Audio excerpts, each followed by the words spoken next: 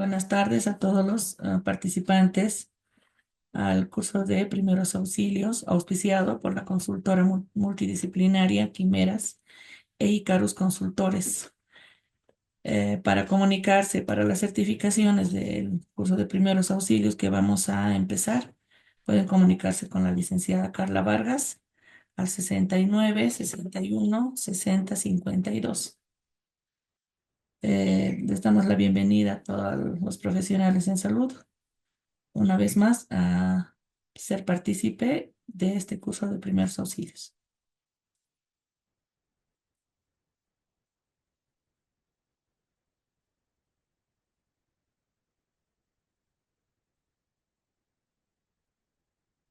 Vamos a compartir la cámara para empezar la presentación.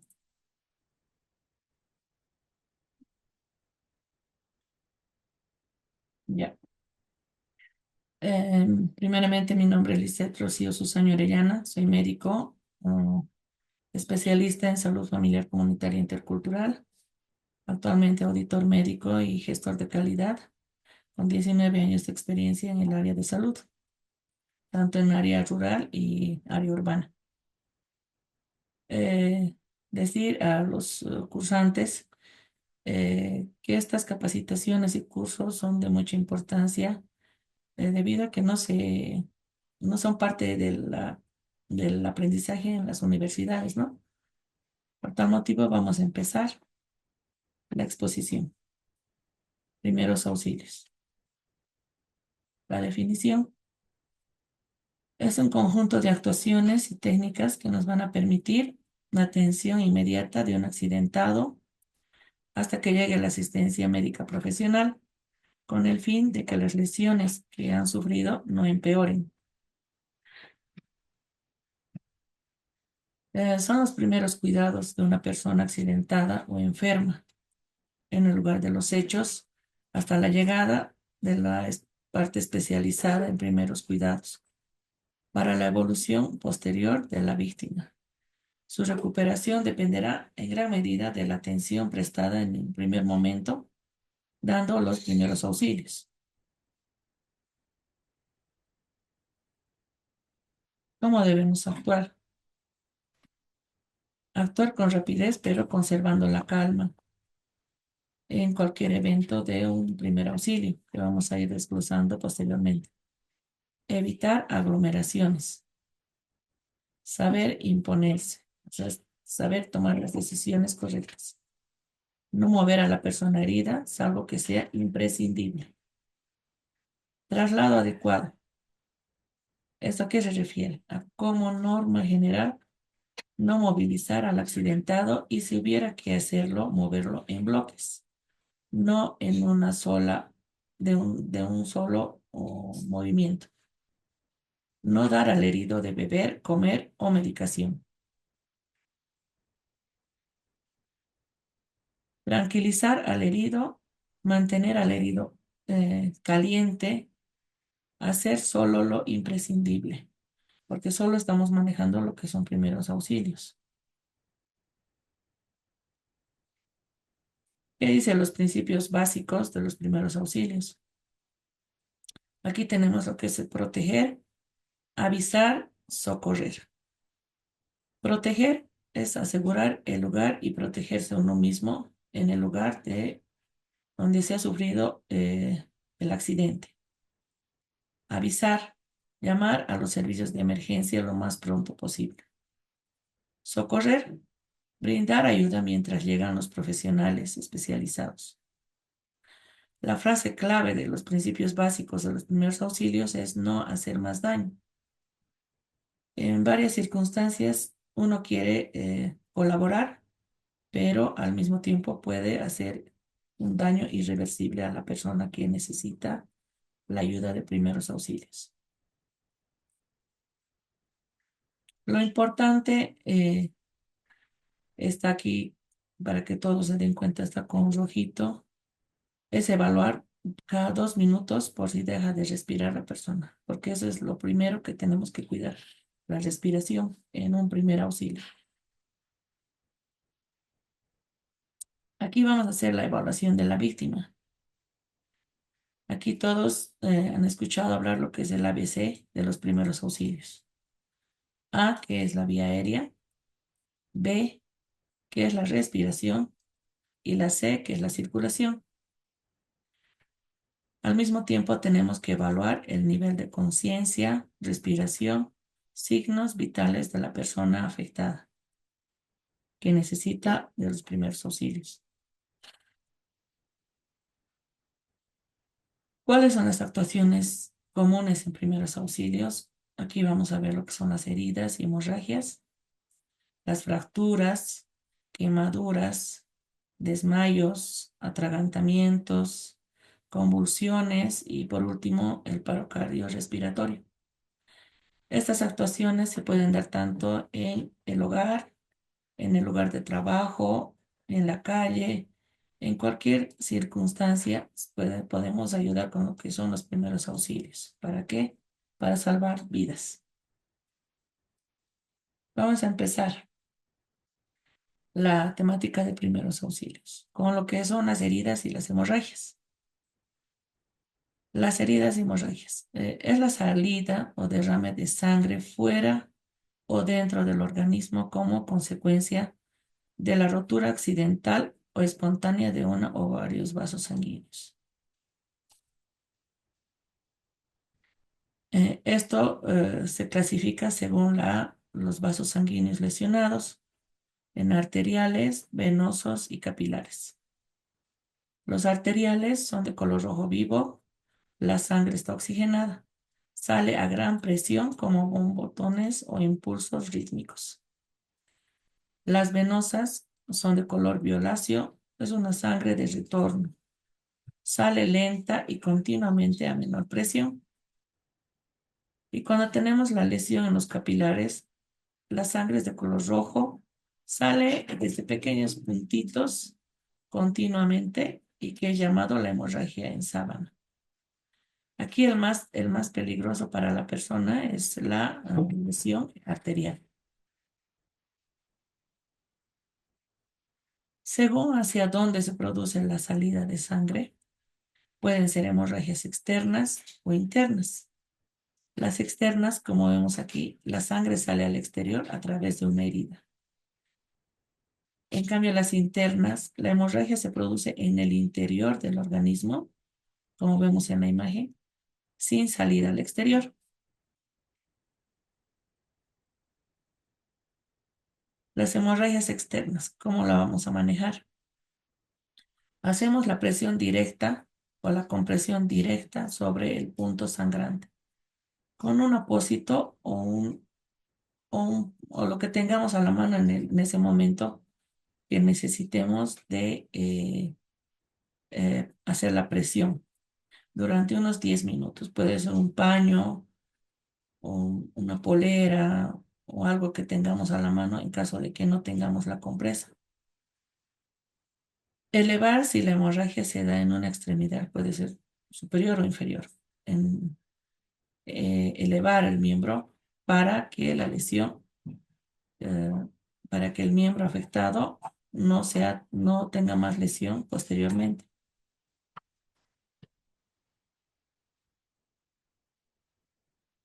En cambio, las hemorragias internas, no hay salida de sangre al exterior. Y estas son las hemorragias más peligrosas que tenemos, porque se desconoce el punto donde exactamente está habiendo la salida de sangre.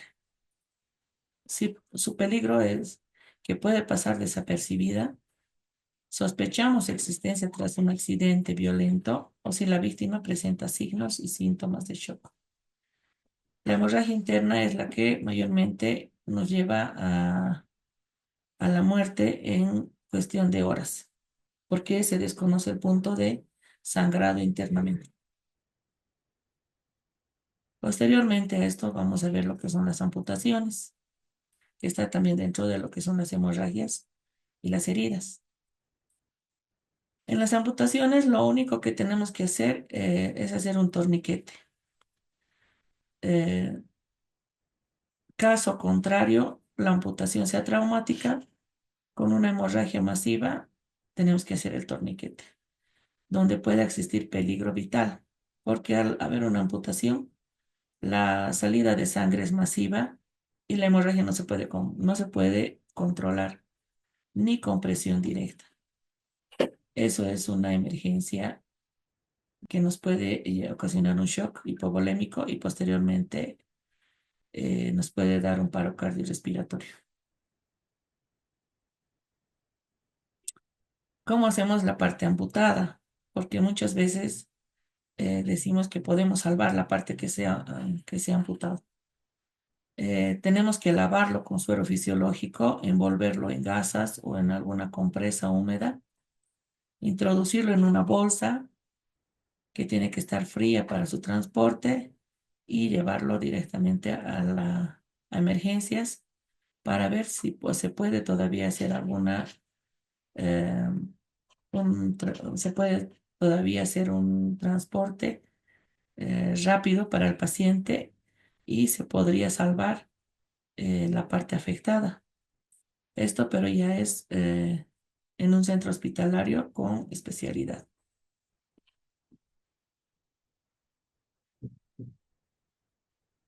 Vamos a ir desglosando poco a poco lo que son primeros auxilios para luego llegar a los tratamientos y y cómo podemos hacer el manejo en cada situación.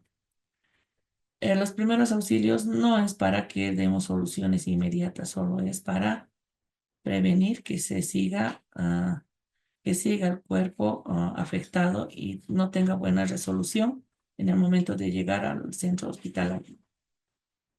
Las fracturas o traumatismos óseos. La mayoría de las personas siempre confundimos una fractura con un esguince, con un estirón, con un calambre, pero ahora en los primeros auxilios tenemos que tenerlo muy claro para así poder actuar de manera correcta. Dentro de la clasificación de las fracturas o traumatismos óseos están lo que es los esguinces. ¿Qué es un esguince? Es el desgarro incompleto de la cápsula articular o ligamento sin rotura. Es la separación momentánea de las superficies articulares que produce tensión y distensión de los ligamentos. Pocas veces va con rotura, tras un movimiento forzado de la articulación. Esto se ve mayormente cuando estamos caminando y la calle tiene algunos baches. Entonces ahí tiene un movimiento de torsión con fuerza del pie o la mano y ese es el dolor que produce y ese es un esguince. No es todavía una fractura. ¿Cuáles son los síntomas de un esguince? Dolor localizado en la articulación, inflamación de la articulación, enrojecimiento de la zona lesionada y lo que es la impotencia funcional relativa al grado de lesión. No pueden hacer el mismo movimiento que tenían anteriormente. ¿Cómo tenemos que actuar en un primer auxilio viendo un esguince? Aplicar frío local, levantar la extremidad afectada, mantenerlo en reposo y inmovilizar la articulación. No tenemos que estirar ni cambiar de posición, solamente tenerlo en reposo y de inmediato inmovilizar la articulación. Eso es en cuanto a los esguinces. Ahora, la luxación. La luxación es el desplazamiento de un extremo del hueso fuera de la articulación. Esto ya es cuando se sale fuera de la articulación. Es la separación mantenida de la superficie articular. Los síntomas. Dolor localizado que aumenta con el movimiento. Y aquí sí existe la impotencia funcional, que no se puede mover para nada el miembro afectado. Existe una gran inflamación y lo más importante, aquí ya existe la deformidad de un lado con el otro miembro sano. Esto se ve en la luxación, sobre todo en el hombro, cadera.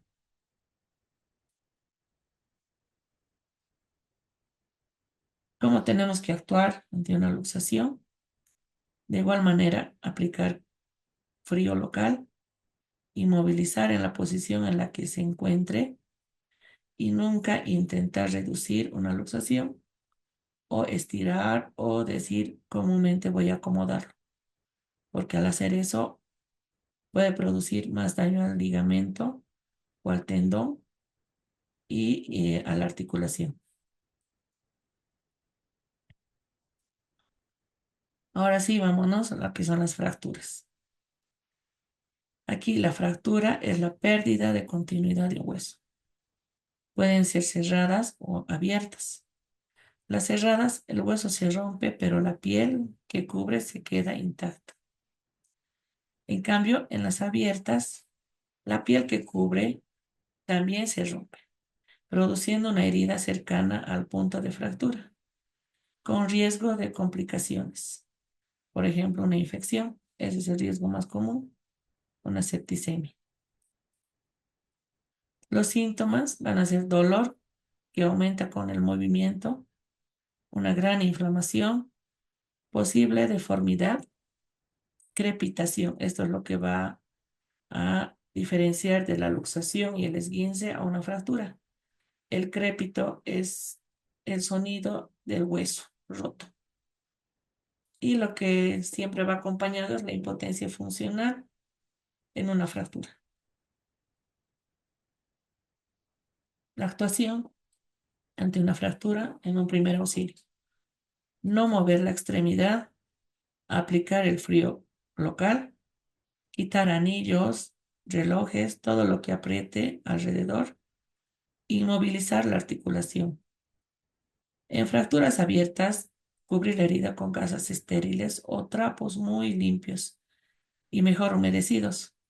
No intentar introducir al hueso dentro de la extremidad, porque puede producir mayor complejidad en lo que es la fractura.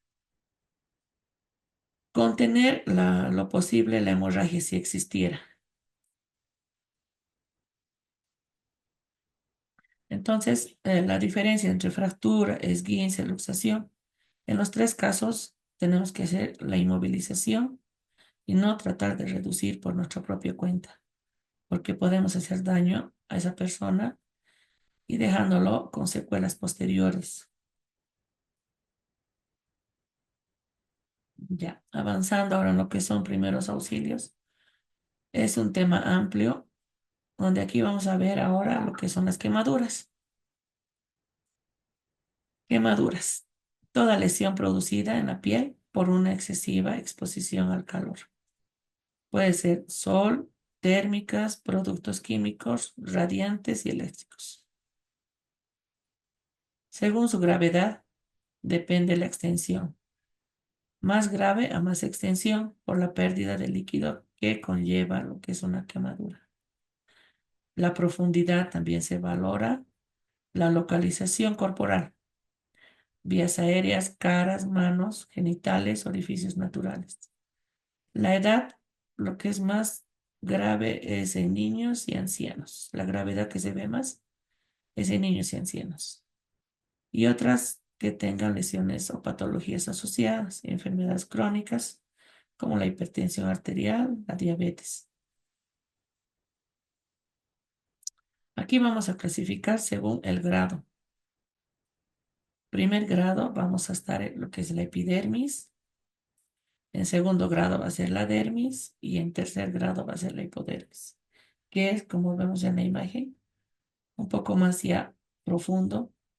Primer grado solamente está afectándonos la epidermis. El segundo grado solo la dermis. El tercer grado es lo que ya aquí tenemos la formación de ampollas, que son más para tratamiento ya en hospital. Ahora la clasificación según la profundidad. El primer grado solamente vamos a presenciar un eritema, o sea, un enrojecimiento y ligera inflamación de la parte afectada. En el segundo grado vamos a ver la aparición de frictenas, ampollas que contienen un líquido claro, que ese es el plasma, y si son más profundas, un aspecto serio, color amarillento. En el tercer grado, las lesiones hundidas y de superficie seca afectado a los nervios, músculos o tendones. Son de color marrón oscuro. Aquí ya son las escaras. Lo que la mayoría podemos atender es un primer grado, que solamente va a ser un eritema y un enrojecimiento y ligera inflamación. Segundo y tercer grado ya es de especialidad y como primer auxilio tenemos que llevarlos a un centro para hacer su atención correspondiente. El tratamiento aquí es suprimir el agente causante, lo que ha provocado la quemadura. Autoprotección. Examinar al accidentado y priorizar para mantenerlo constante con los signos vitales. Aplicar agua con abundancia durante unos 10 o 20 minutos. En cualquier grado de la quemadura no tenemos que poner absolutamente nada, ni jabón, ni alguna pomada. Directamente es la aplicación de agua. No tenemos que poner ninguna sustancia, ni povidona yodada, ni oxigenada, nada. Primera instancia es agua. Y taparla y cubrir la lesión con un apósito o una compresa limpia. No aplicar tratamientos tópicos como pomadas, aceites, ungüentos. No dar de beber ni comer al accidentado porque porque puede ocasionarle eh, daño, o puede ocasionarle hacer una convulsión. Por eso no se recomienda dar de beber ni comer al accidentado por las convulsiones que posteriormente pueden presentar. No reventar las ampollas que posteriormente se van a formar. No utilizar algodón ni esparadrapos. O sea, tenemos que ver que la parte afectada no sea manipulada todo el tiempo. Eso es un primer auxilio para salvar esa parte lesionada del cuerpo de la persona que ha sufrido un accidente. Retirar la ropa, pero no la ropa adherida a la piel.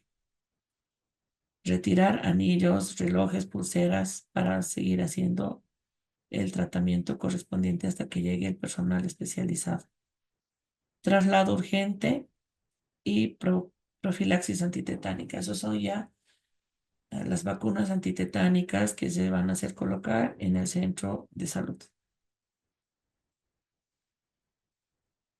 En la parte de lo que son las quemaduras no es aconsejable, como les indicaba, colocar cualquier pomada, ya que a lo futuro esa parte lesionada no va a tener la misma cicatrización que una, una piel normal sin que ha sido ya manipulada. Y ya va a ser más complejo, hasta se puede utilizar lo que son los injertos cutáneos, pero no es pronto eso, ¿no?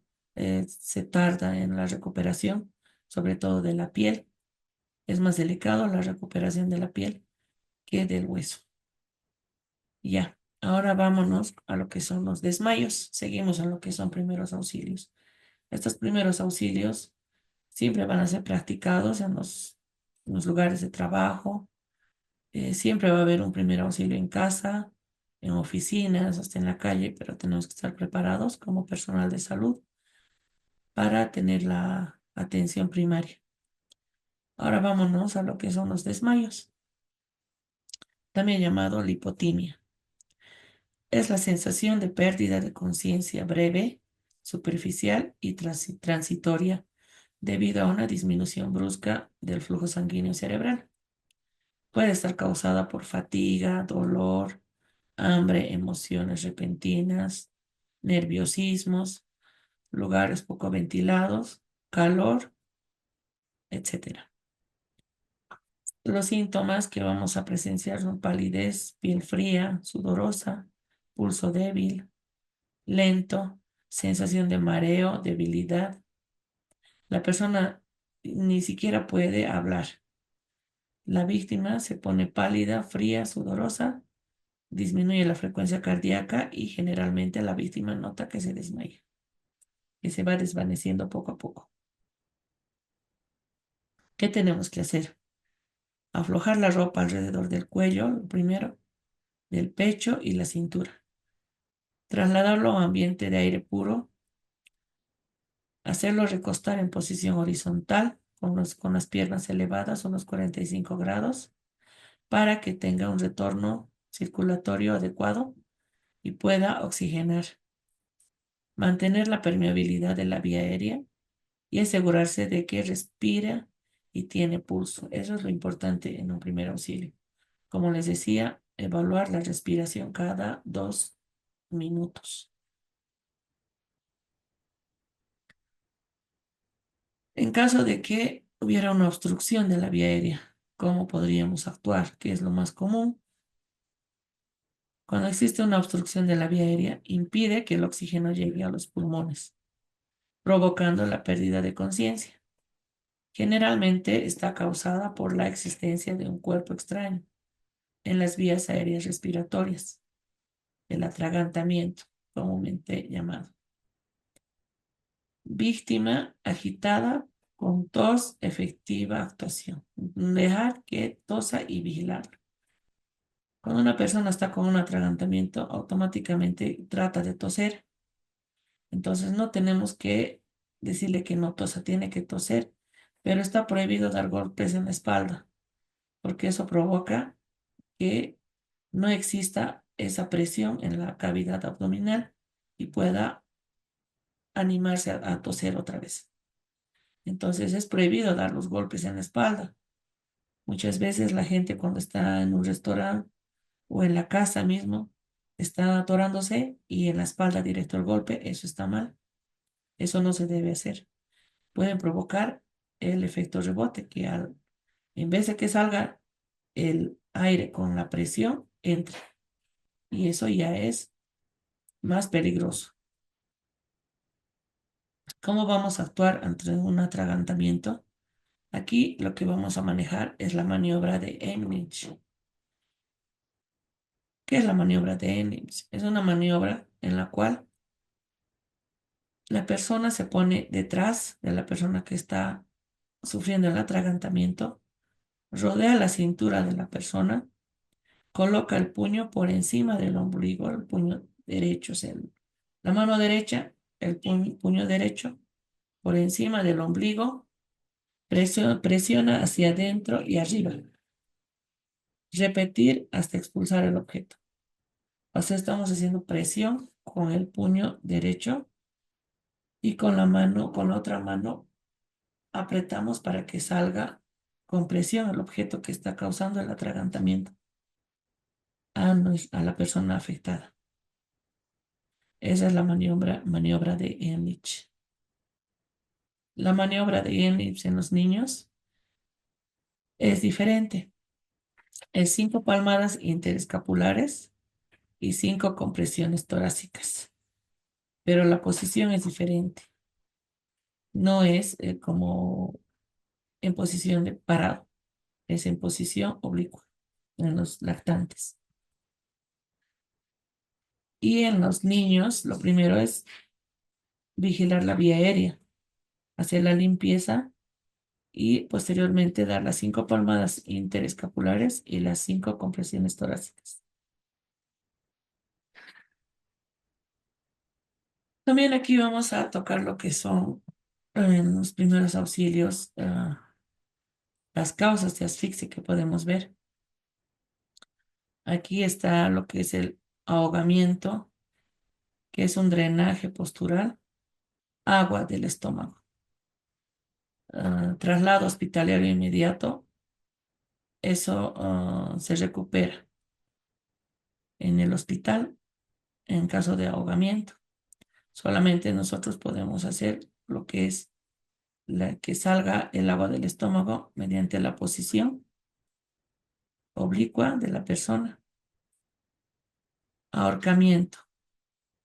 En caso de ahorcamiento, retirar objetos del cuello, sujetar el cuerpo, abrir las vías respiratorias y empezar lo que es el RCP.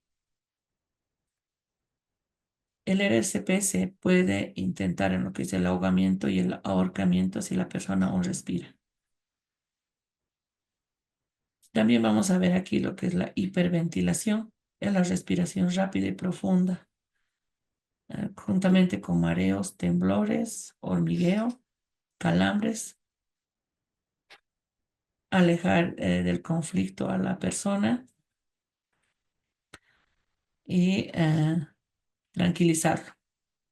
Cuando tiene una hiperventilación, están muy estresados y la respiración no controlan los ciclos respiratorios y directamente podemos colocarle una bolsa para que respire 15 segundos fuera y repetir hasta que remita el cuadro de lo que es la hiperventilación. También aquí podemos ver lo que son las crisis asmáticas. Cuando tenemos un primer auxilio con una crisis asmática, tranquilizar, ayudar a administrar su medicación. Si pierde la conciencia, abrir las vías aéreas y prepararse para hacer lo que es el RCP, la reanimación cardiopulmonar. Lo mismo en las intoxicaciones. Si se advierte la presencia de un gas tóxico o inflamable, se deben tomar por parte del socorrista las siguientes precauciones. Protegerse la respiración antes de la evaluación del accidentado. Entonces aquí es muy importante para actuar en un primer auxilio, tenemos que estar preparados para nosotros ayudar al accidentado y no ser parte también de lo que puede ser eh, parte de los que están necesitando la ayuda en un primer auxilio. También dentro de lo que son eh, las convulsiones, es un primer auxilio. Todo lo que estamos clasificando son primeros auxilios y para eso tenemos que tener eh, un conocimiento básico para poder actuar y salvar esas vidas que necesitan de nuestro apoyo. Como ser una convulsión, es una afección cerebral de diversa etiología caracterizada por movimientos tónico-clónicos debido a una descarga excesiva de las neuronas cerebrales, ¿no? Entonces, muchas veces confundimos una convulsión con un desmayo, con una hipotimia. Entonces, tenemos que tenerlo muy claro esto, ¿no? Para poder actuar. ¿Qué hacemos cuando tenemos una convulsión? Despejar el entorno de cualquier objeto que pueda herir al enfermo, porque cuando existe una convulsión es pérdida de conciencia. No intentar sujetar o inmovilizar al paciente porque tiene, como decimos, movimientos tónico-clónicos, los cuales no dejan que esté quieto él. Eh, no podemos presionarle porque él se va a hacer daño. Deslizar una mano o una manta debajo del afectado para amortiguar los golpes. O sea, las convulsiones tónico-clónicas son incontrolables y por mucho que tratemos de agarrarle no vamos a poder. Tenemos que cubrir la zona para que no se lastime lo que primeramente es la cabeza y no se golpee directamente con lo que es el piso o la pared, amortiguando con alguna ropa o con algún almohada que tengamos a la mano. No forzar la introducción de objetos en la boca de un paciente que se encuentre convulsionando. ¿Por qué? Porque como son convulsiones tónico-clónicas fuertes e incontrolables, ellos muerden la lengua y muchas veces eh, se lastiman y se hacen unas laceraciones y se hacen unas heridas. Y no tenemos que colocar nada dentro porque puede haber una broncoaspiración, lo cual nos va a llevar a, en vez de actuar, vamos a tener que, no vamos a poder actuar como tenemos que hacer en un primer auxilio. No tenemos por eso que introducir en la boca de un paciente con convulsiones objetos de ningún sentido, ni blandos ni duros. Aflojar las ropas cuando esté calmando la crisis. Recién ahí se puede ayudar al que está convulsionando, porque en esas crisis ellos pierden la conciencia, pierden el conocimiento y no pueden recuperar la memoria. Tarda, después de la crisis, unos 10 minutos para que ellos puedan recién reconocer dónde están o qué se llaman, porque han sufrido una convulsión tónico-clónica severa.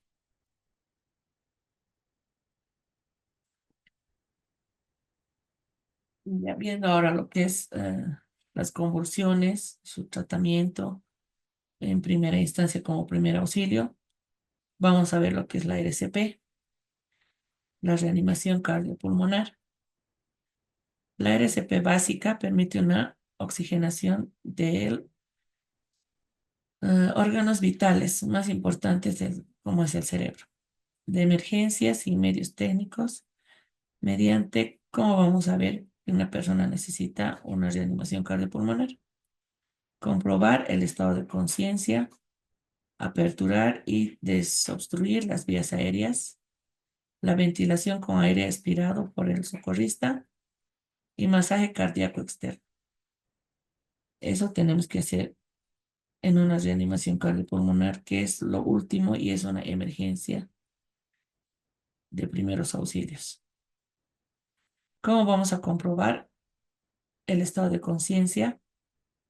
Hablándole si contesta, moviéndolo si nos responde, incluso haciéndole golpes o pellizcos suaves para que podamos ver si tiene algún reflejo para realizar lo que es la RCP.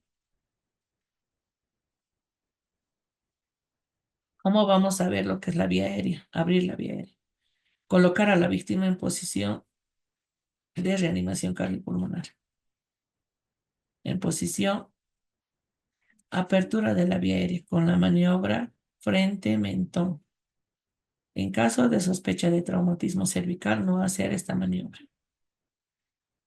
Tenemos que ver aquí la vía aérea y ver cuál ha sido el primer auxilio o cuál ha sido el, el incidente para que podamos actuar con una RCP. Tenemos que hacer una limpieza manual de la vía aérea, retirar objetos extraños de la boca si existen,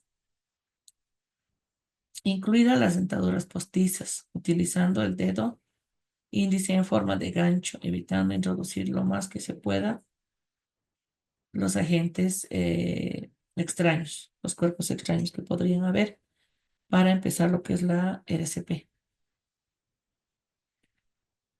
Comprobar la respiración. Si falta o no respira normalmente, iniciar RCP. Por eso les decía que es muy importante la respiración controlada cada 2 minutos.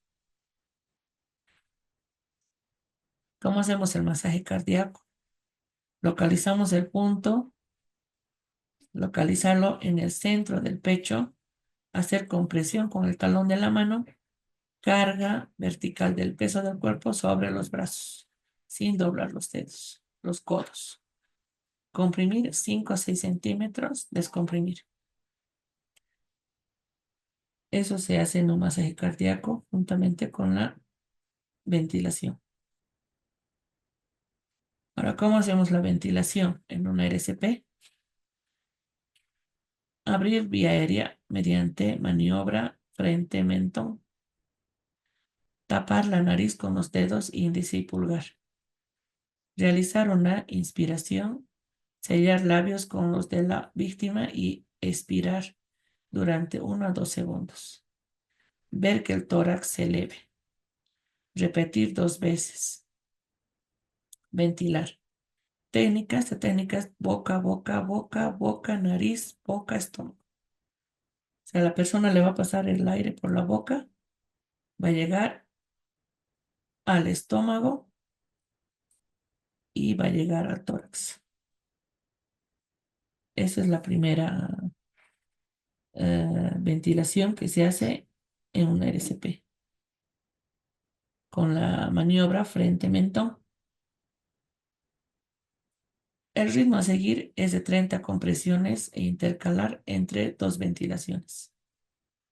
Lo más rápido que se pueda se tiene que hacer las compresiones para que se pueda recuperar la vitalidad de la circulación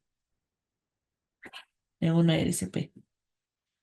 La RCP, como decimos, una reanimación cardiopulmonar, es la última instancia cuando la persona ya no respira y no tiene signos de circulación.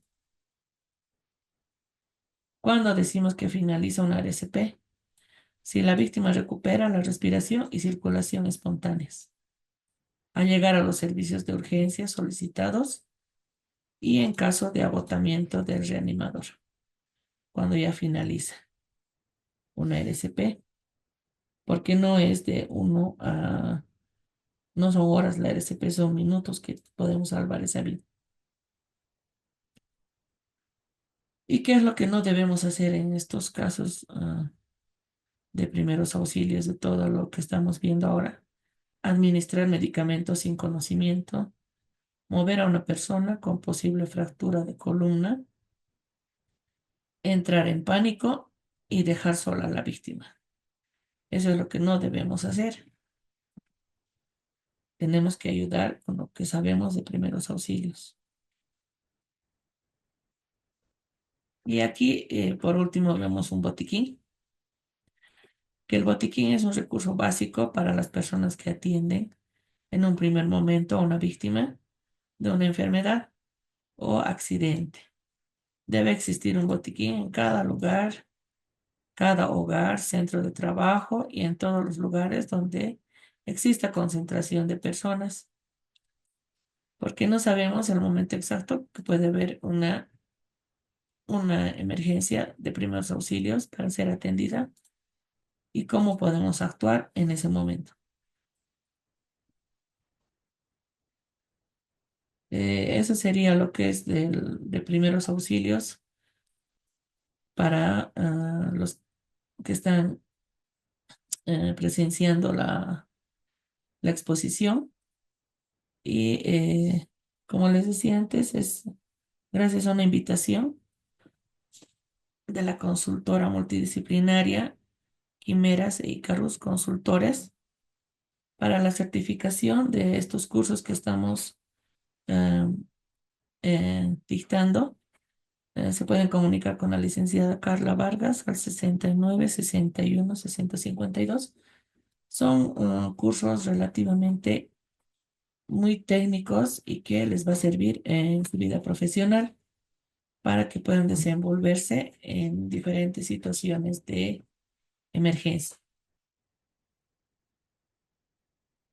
Gracias por su atención.